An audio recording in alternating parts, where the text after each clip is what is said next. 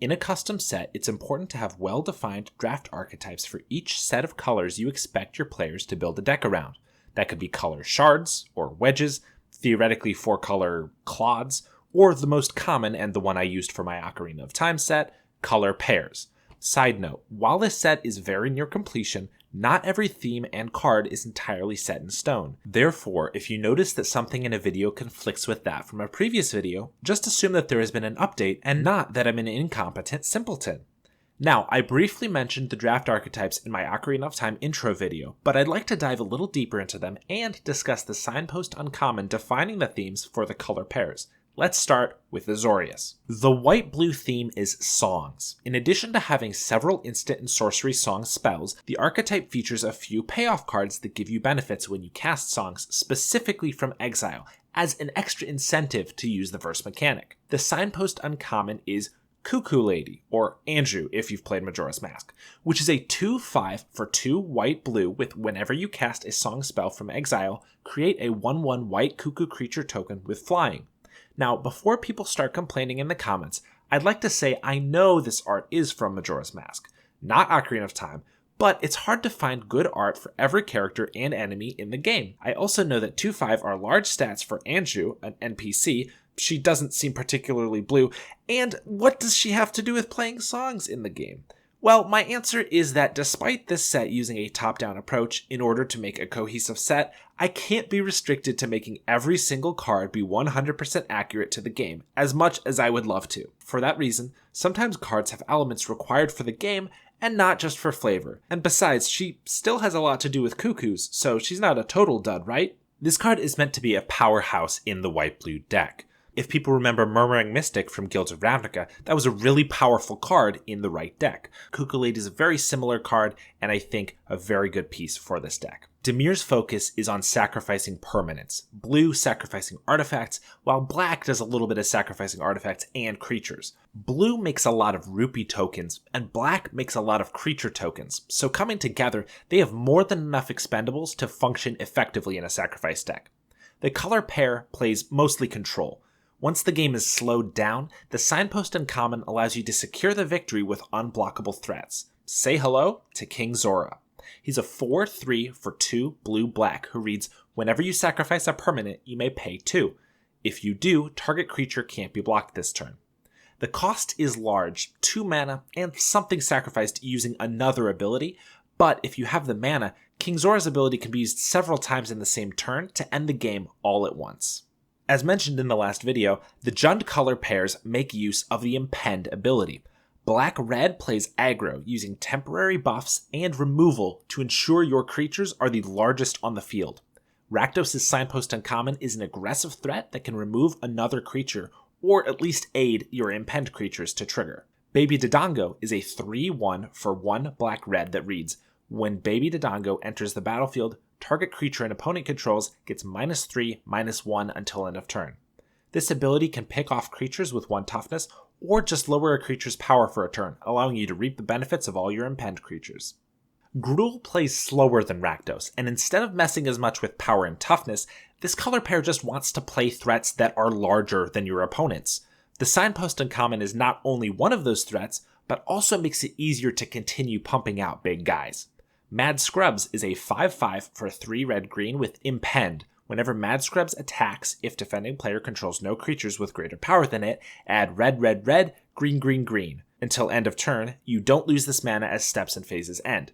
If your opponent can't deal with Mad Scrubs or play a bigger creature, it practically doubles your mana on your next turn, allowing you to snowball with these big creatures and win the game very quickly. When first creating the set, I realized there were going to be many legendary creatures. Now, I could obviously decide not to make certain creatures or enemies legendary, but I felt that many of them warranted legendary status to get the right feeling I was going for.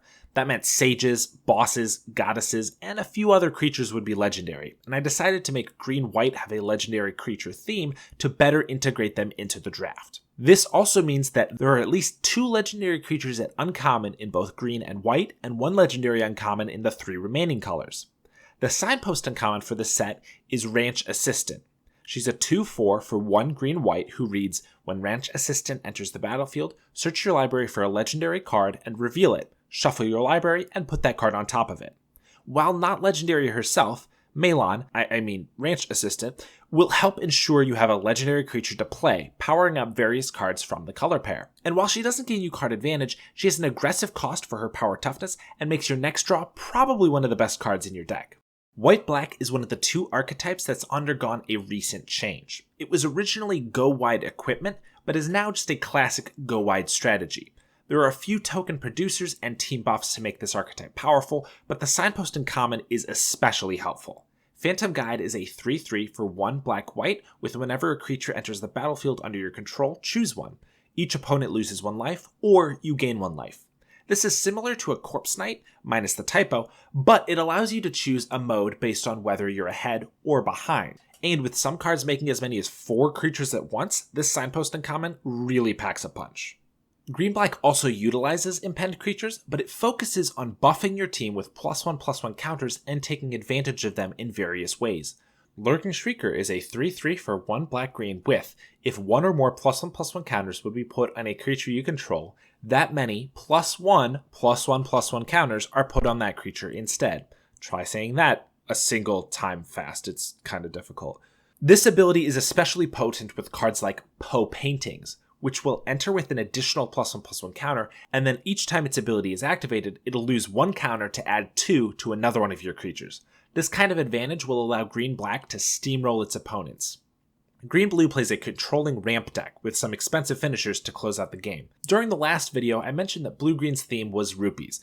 Well, after more thought, I couldn't justify making one of green's main themes to be ramp in such an unnatural manner as currency. That's not to say that there won't be any rupees made from green at all, but it's now only on a couple cards and it's not a main theme. Despite this, the Signpost in common for the set didn't change, because it's still a great payoff and enabler for ramp, and because it's blue, it allows you to get rupees in there without compromising the color pie quite so much. So I didn't see this card needing a change, so it's just the same. But I still think it's a good card for the deck. Blue-red focuses on resupply, the mechanic that allows you to return spells from your graveyard to your hand if you don't cast any spells for a turn. The Is It Signpost Uncommon grants you an additional bonus for not casting spells. Elemental Keys, that is Fire and Ice Keys respectively, is a 3/2 for 2 blue-red with flying, and at the beginning of your end step, if you cast no spells this turn, Elemental Keys deals 1 damage to target creature an opponent controls. It doesn't untap during its controller's next untap step.